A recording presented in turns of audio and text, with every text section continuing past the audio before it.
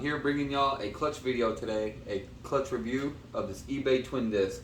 I've been needing to do this a while. I don't know if y'all know, but the clutch that I've had since the car was front wheel drive and made like 600 horsepower was this eBay twin disc from Grip Racing. It cost I think 800 at the time that I bought it. About 2 years ago is whenever I bought this clutch. And I couldn't find any reviews on it whatsoever online. Looked it up, looked on YouTube, couldn't find anything on the eBay twin disc. There might have been some for some other vehicles, but there was definitely nothing for the B series. Sorry, our neighbors are driving motorcycles and stuff. But there was no reviews on the B series or Honda eBay twin discs clutches. So I got one. I looked at the quality in the build versus like real ones, and this one it seems is based off the competition clutch twin disc. Like everything is basically the same. The way that the pressure plate's made, the diaphragm bolts, how it is, the flywheel. It basically just looks like a copy of that, of the competition clutch twin disc. I could probably show y'all like a comparison picture here, and a picture of the clutch when it was brand new. This was a nice shiny build. Obviously it's two years old now, but so yeah, front wheel drive. I went from the stage 5 competition clutch B series stage 5 clutch to this twin disc. Made 600 horsepower front wheel drive. Made 700 horsepower front wheel drive. Went all wheel drive with it. With the LS 700 horsepower for a while, you know, and then the clutch was rated, I believe, 750 to 1,000 horsepower. And I was curious if it would actually hold 1,000 horsepower. And as y'all seen, it made 1,000 horsepower, and even did some pulls on the street and the track, and held 1,000 horsepower. So it actually does what it was meant to do, and it hasn't blown up, done any of that. So, yeah. The only issue that I've had with this clutch, which is probably just my error of the pedal stop. I don't know if y'all know, but whenever you have a twin disc clutch, you're supposed to use a clutch pedal stop that won't overextend the diaphragm.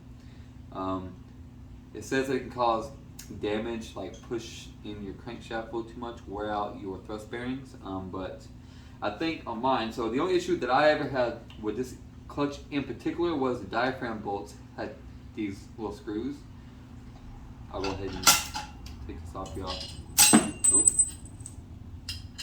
losing some bolts, but there's nuts on here, and these came loose, and so the diaphragm wasn't fully popped out. And is how I knew that there was an issue was I was at the track, and after a while, like my clutch was pressed all the way in. I put the car in gear, the car would want to roll forward, so the clutch wasn't fully engaging or disengaging.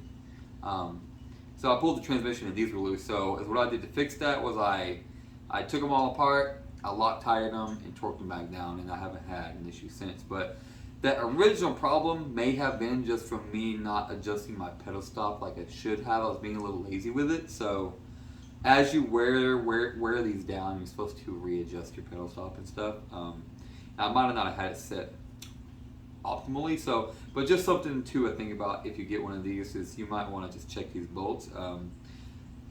That's one of the only differences of this and the actual like competition that I've seen is the competition hardware is actually hardened, and these are kind of just like I don't know if they're even a grade 8 or whatever, but it works. Just I would check them bolts if I was you, probably, just so you don't end up having to pull your transmission.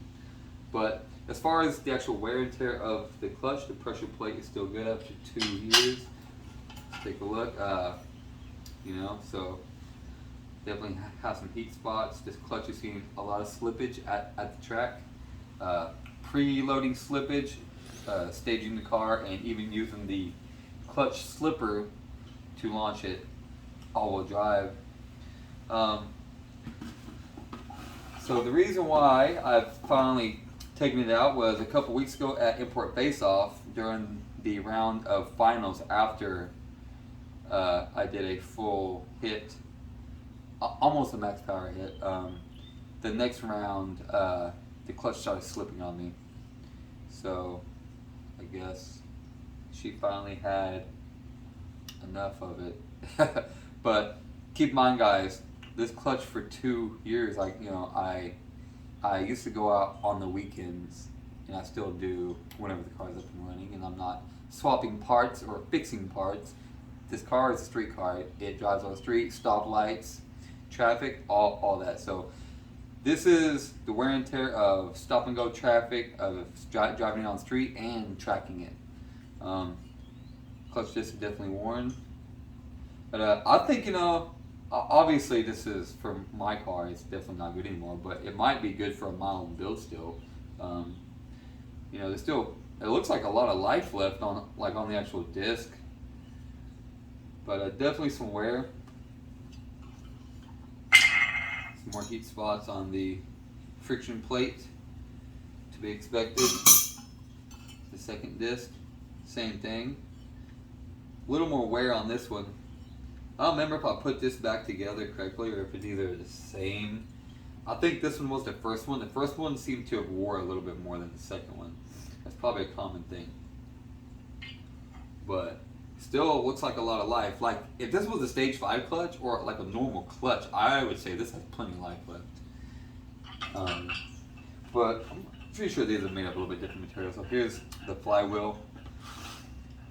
Yeah, some heat spots, but with some new discs and a resurface of this stuff, I could probably be a whole new twin disc for a few $100 more, $400 or $500. Be good to go again.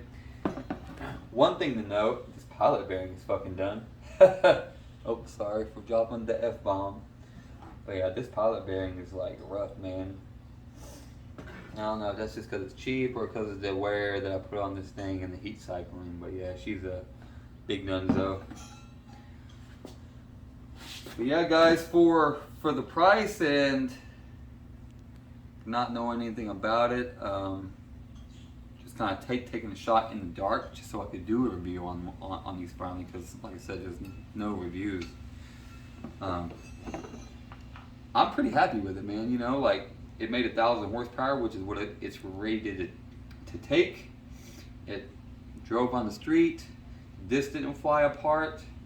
I'd say all in all, Grip Racing came through with a decent product and a really good price for what it offered. So yeah, guys, I'd say if you're in the market for a cheap clutch, the Grip Racing Twin Disc might be what you're looking for.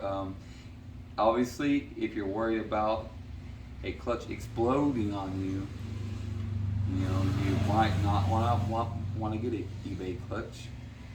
I don't know if these have blown up on anybody else. Worked fine for me. So yeah, I went from this and I installed a competition clutch triple disc. So that's what we're going with now. Just, you know, just to make sure that she holds all the power off the line, because we got the transfer case out of it right now. I got the PPG spider gears for it. The last stock part in the transfer case was the hypoid gears, which PPG finally released them, and I got them after like 120 days after I purchased them. But so I sent them off since I was doing the clutch.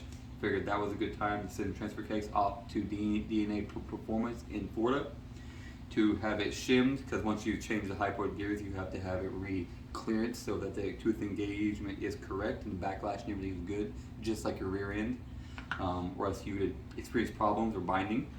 So once that's back, then we'll be back at the track, man, and sending this thing on the triple disc. Yeah, and also with the triple, you know, it's there in case I ever want to make any more power. So yeah, I don't really feel comfortable doing this more than what it said that it was good for, 1,000. I don't want to say I'm surprised that it made what it was rated for, but I'm glad that it did. So, you know, I was hoping it did, and it came through. So yeah, guys, I hope that you enjoyed, and let me know what you think in the comments.